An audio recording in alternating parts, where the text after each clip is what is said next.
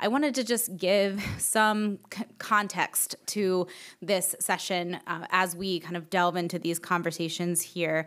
Under Mike Snyder's leadership, actually, when the Mid-AOPC was the Mid-Atlantic Committee on the Ocean, we really created a kind of a concerted effort in increasing the metaphorical number of people around our metaphorical table in regional ocean planning. And Mike really kind of led the charge for MARCO to create a set of commitments around what we call diversity, equity, inclusion, justice, and accessibility, DEIJA.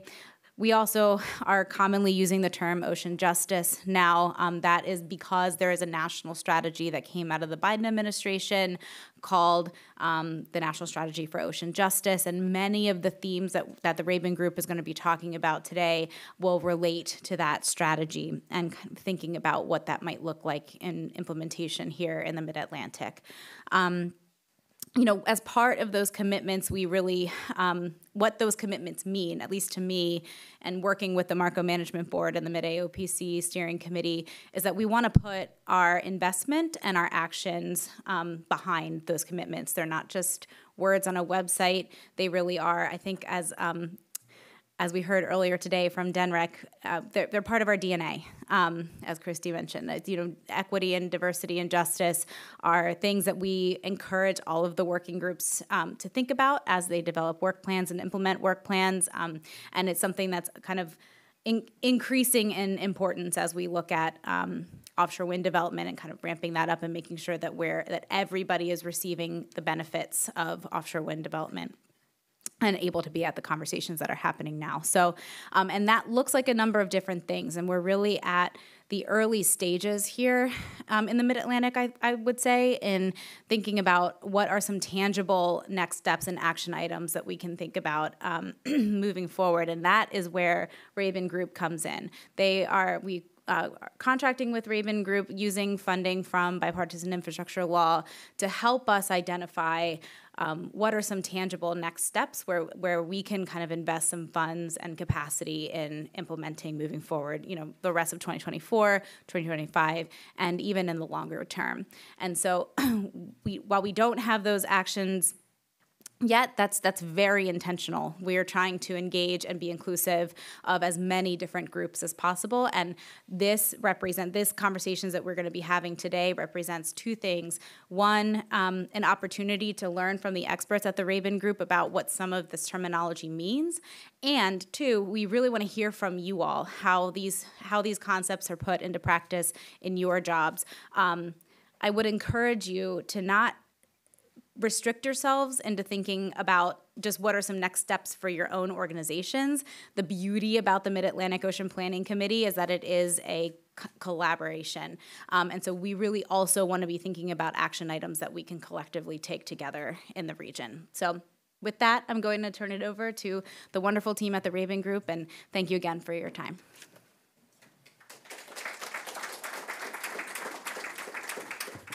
Thank you, Avalon, and thank you, everybody, for allowing us to share some space with you all today. Again, we are Rabin, and I will briefly introduce myself. My name is Daniela Ramirez, pronouns she, her, hers, or ella for any Spanish-speaking preferred folks. Feel free to call me Danny. I actually go by Danny, and I'll let my colleagues introduce themselves as well.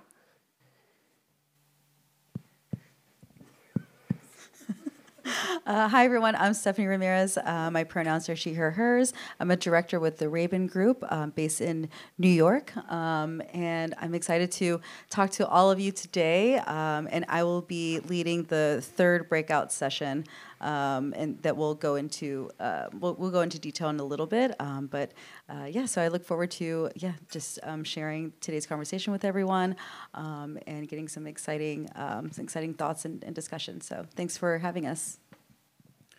Hi, folks. I'm the second Danny on the team, Daniel Herrera. For the purposes of this team, I usually go by DH or Daniel. Either one's fine. I'm a principal at the Rabin Group. I came to this work primarily through communications, external and internal communications, and then started doing a lot more diversity, equity, inclusion, and justice work. And also most of that work at Rabin Group has been in the environmental field. So I have worked for Green 2.0, Patagonia, Earth Justice, and a number of other environmental nonprofits. Amazing. And me being in the middle is very intentional, just so that we're clear, because I see myself as the bridge of our team. Just kidding. But a little bit about Ray-Ban. Again, we don't want to spend too much time. We're more than happy to answer any questions y'all might have, but just very briefly, Ray-Ban is a national public affairs firm that focuses in strategic planning, communications, organizational consulting, and really all across the board, you name it. You'll probably find somebody from Ray-Ban connected to us somehow. We are based out of Washington, D.C., but you can find us, again, all across the state. You have Los Angeles and New York represented in our team. But again, such a pleasure to meet you all. We actually... Ray-Ban offers multiple services. Our team is a part of the culture, strategy, and organizational design team. And what we offer is a full suite of strategic planning services, DEIJA services, as well as organizational design. So strat planning, DEIJA, and organizational design. So again, very briefly about us. I also have a tendency of speaking fast, so I will be mindful of my speed. But again, what you all can expect today, and I'm also trying to keep the energy up because I know we are in the post-lunch lull, so, and that food was delicious, and there was also a lot of tortilla, so, but again, what you can expect in our session, we really, again, a lot of the name of the game for today is just, again, fortifying, building on what a lot of you probably already know, and for those of you who don't know, again, allow to ask questions. We'll talk briefly about working agreements, but I always like to say it's okay not to know what you don't know, and it's okay to ask questions and clarify anything you need to know. But we'll talk a little bit about environmental and ocean justice, what those words even mean as it relates to that, again, the ocean planning and all the great work that y'all do in your respective spaces. We'll also talk about structural racism and as it relates to ocean planning as well, how that shows up. We'll also be talking about equity, what equity means. Again, very familiar words, I'm sure. We'll be talking about the difference between equality and what that means for justice. And last but not least, we'll talk about what an equity lens is, which is really operationalizing a lot of these terms. They're kind of, a lot of times feel very high up in the air. So we'll talk about that. And last but not least, we will be breaking up in breakout groups. So we'll be providing discussion questions and really getting a chance to engage with the work. So hopefully no questions, but if you do, like I said, let me know. All right. Again, very briefly, working agreements. These are just, again, some agreements to engage with one another, in particular when we are in our breakout group discussions. Again, just the kind of just a set of rules on how to engage with one another as human beings. And I always highlight my favorite, which include be curious, listen to understand. It's okay not to know what you don't know, so it's okay to be raggedy, like I said. It's okay to ask clarifying questions. I do love a good half-baked thought, is what I call. So those are always welcome, especially as you'll have one person from the Ray-Ban team in each of the breakout rooms. So feel free to, ask any questions you might have. Take up space, as you all have already been doing. Y'all are the experts in this, in this world. So thank you all for allowing us to be here. So ask all the questions, do what you got to do, and also share this space with others. And last but not least, lean into discomfort because there is usually growth in discomfort. That is what we always say. All right, and now for today's objectives, I've already sort of briefly touched upon them, but again, we want to just continue gaining a shared understanding on some of these important terms. We're also going to be engaging in some reflection in our experience with these topics. And last but not least, we want to encourage folks to, again, consider our roles and our responsibilities in promoting ocean justice and equity, especially as we come into this collective, right? So it's just some of today's objectives. Okay, I'm gonna take a breather. Should have brought my water. It's over there. All right, so for starters, again, we always assume that there's some level, we always assume that folks have, again, engaged with this type of work in any way, shape, or form, in particular with you all being involved with, again, ocean planning and all the incredible work that you all are involved in as it relates to the environment. We really wanted to just, again, remind ourselves, introduce some of these very, again, hopefully familiar terms. The first one being environmental justice. And this definition actually comes from the Environmental Protection Agency. So again, y'all were more than welcome to look into more information on their website. But in short, environmental justice seeks to, again, the treatment and meaningful involvement of all people, regardless of identity. So you have some of these identifiable markers listed out: income, race, color, national origin, tribal affiliation, or disability. You also, of course, find intersection in that, right? What that means as a human being, as well as, again, as whatever your identifiable markers are, whatever your demographical markers are, you have to make sure that there is meaningful involvement in agency decision-making and other federal activities that affect human health and the environment. Now, what's so important about this work is that environmental justice seeks to ensure that all people, regardless of identity, are safeguarded from disproportionate and harmful impacts on human health and the environment, encompassing risks stemming from climate change, the compounded effects of various environmental factors, and the enduring consequences from racism or systemic factors. So, again, why is environmental justice so important? It's making sure that we're trying to address a lot of these things that, again, we don't really have a lot of involvement in, but are, of course, beholden to, again, combating in some way, right? Especially in our respective spheres of influence. And environmental justice also seeks to have equitable access to a healthy, sustainable, and resilient environment to engage with in general, right? Making sure that the spaces that we are protecting and the spaces that we're doing research on are accessible for the people who, again, we're working alongside with. So a little bit about environmental justice and the importance of it. Next, again, this is now the definition for ocean justice. As you'll see, it is pretty familiar. It's pretty similar to that of environmental justice, but now it's taking it to the lens of the ocean, right? So again, making sure the just treatment and meaningful involvement of all people, regardless of identity, in federal agency decision-making and other federal activities related to the ocean. So in December of 2023, so not too long ago, under the Biden and Harris administration, the Ocean Policy Committee unveiled the Ocean Justice Strategy, also a very, very helpful and really powerful tool. So I recommend, if you haven't had the chance to check it out, please do.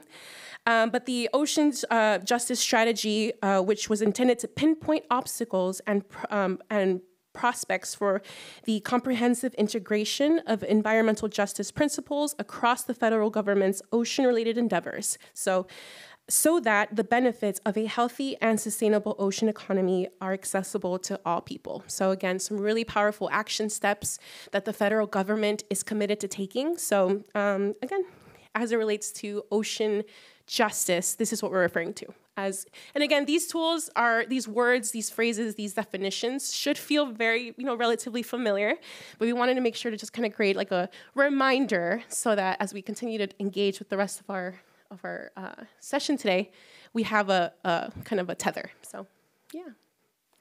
Danny? Thank you, Danny. Yeah. Thank you all. I have one more definition, and like my colleague said,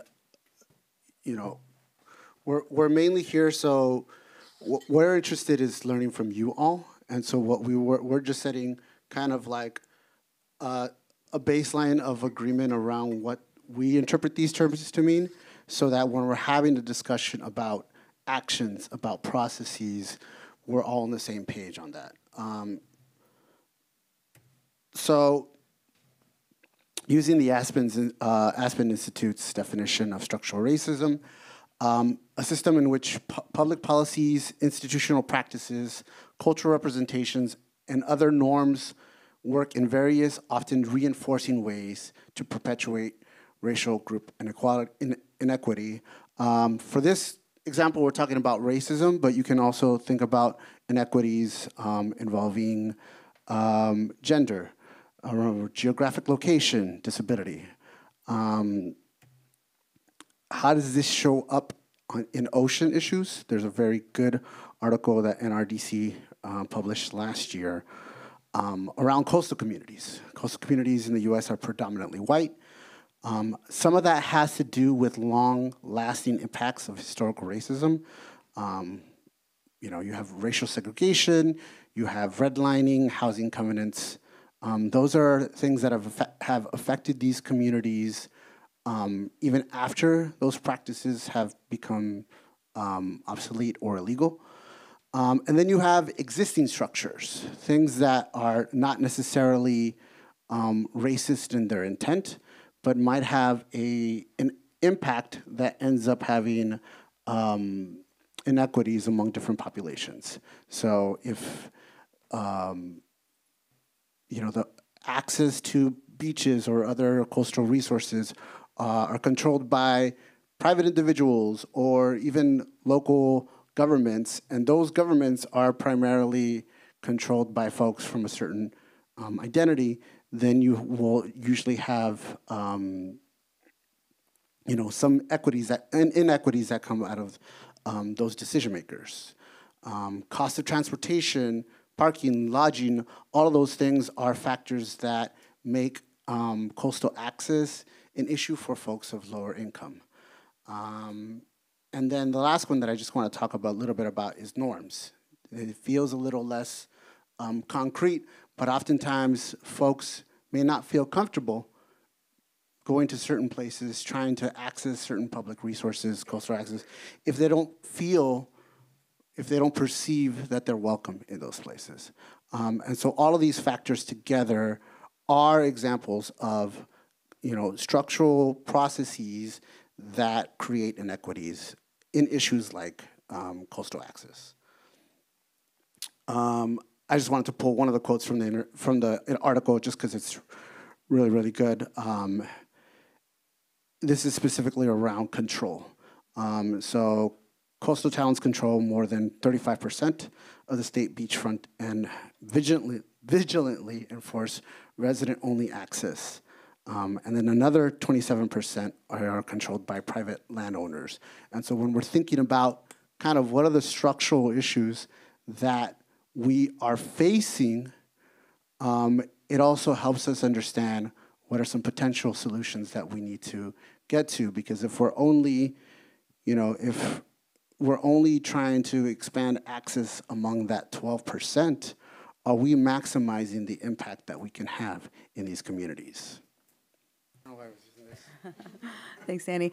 All right, so again, we recognize that we're throwing a lot of information your way, and you might have questions, which is totally fine. And of course, you can feel free to ask me or either one of the Dannys in your breakout group, which we'll be putting folks into in just a few minutes. But before we do that, we talked about kind of the structural racism, how it shows up in ocean planning. We've talked about ocean justice, environmental justice. And so now I really want to focus on, how do we take those definitions and really look at adopting an equity lens. And so we have just a couple of definitions. Again, we recognize that this is a little wordy.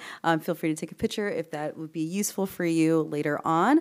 But what we have here is just the difference between equity and equality and justice. And so again, these terms might be fairly familiar to you, or if they're not, I have a nice little visual on the next slide. But equity really means the consistent and systemic, fair, just, and impartial treatment of all individuals. So really what that means is that folks in a society really get the resources that are individual to them, that really help them individually succeed and take advantage of opportunities.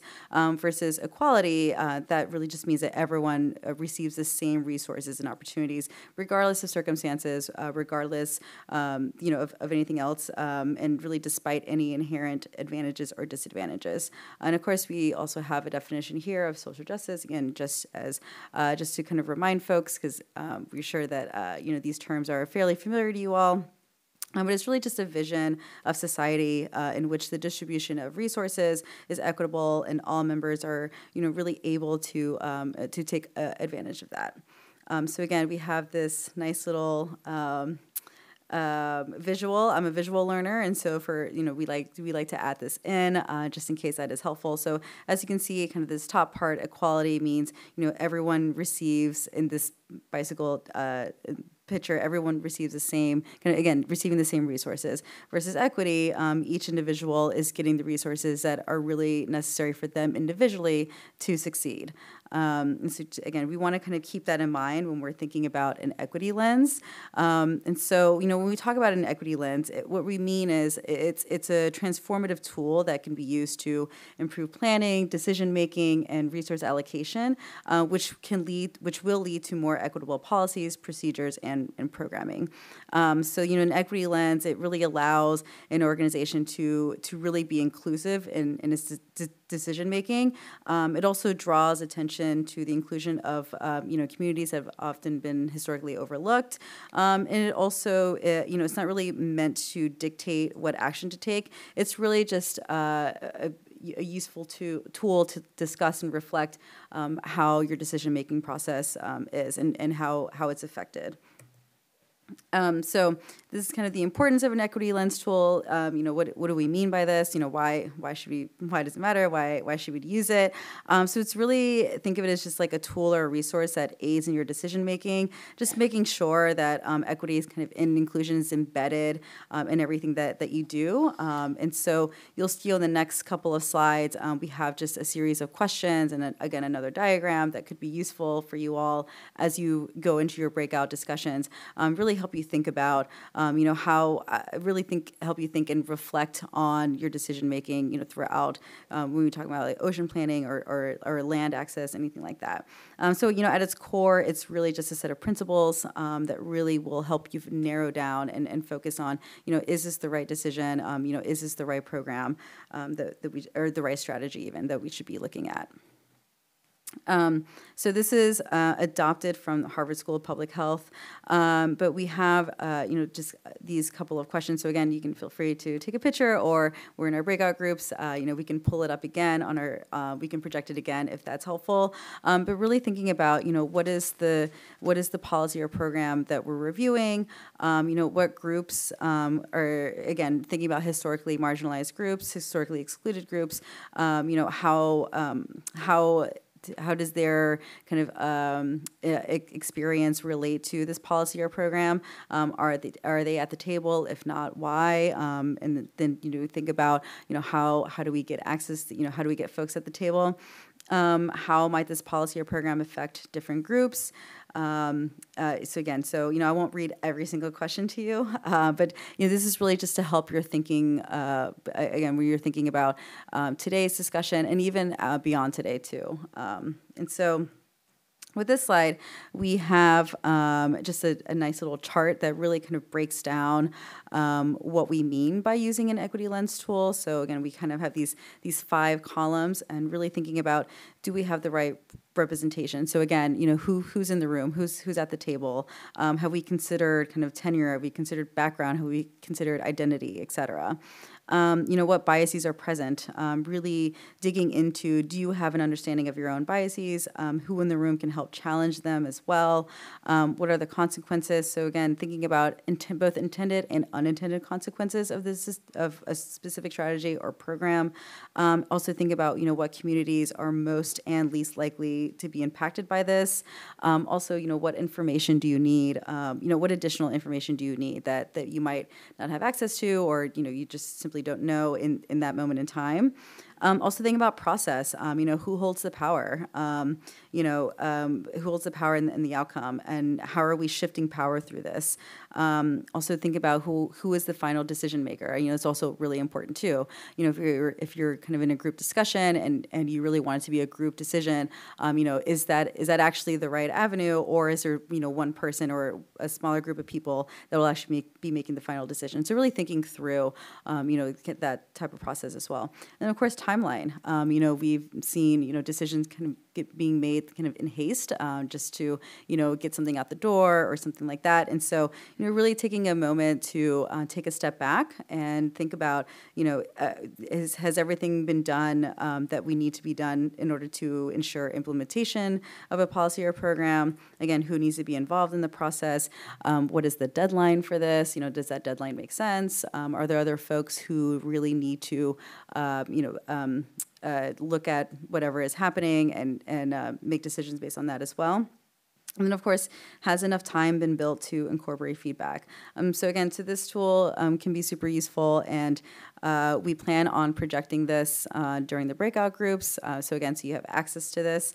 But really thinking about, how implementing an equity lens in ocean planning, think about just using these questions as kind of like a guided questions. Of course, these can be customized. This is not, written in stone. So whatever kind of makes sense for you in your industry and your region, kind of think about that. These are really just questions that will help you kind of establish context and help guide you through any kind of brainstorming or problem solving or anything like that. Okay, I realize that was a lot of words. So before we break folks out into breakout groups, I'll pause for any questions. I just do want to recognize that we do have limited time, and we want to make sure that folks are able to get into their breakout group discussions. But I will pause, and then I'll kind of go through who will be in each room. Any questions? Just to throw a little bit of additional context, as Avalon mentioned, we're working with Marco and the Mid-Atlantic Ocean Planning Committee on, exploring what those strategic goals look like and what those actions would mean and what kind of resources and processes would need to be put in place. And so part of our ulterior motive as Raven in talking to you all is getting more knowledge from you all about what are the things that we need to keep in mind as we're working on a diversity, equity, justice, and inclusion and accessibility plan for Marco and the Mid-Atlantic Ocean Planning Committee. The more knowledge that you can, download to us, we are very happy to take that in.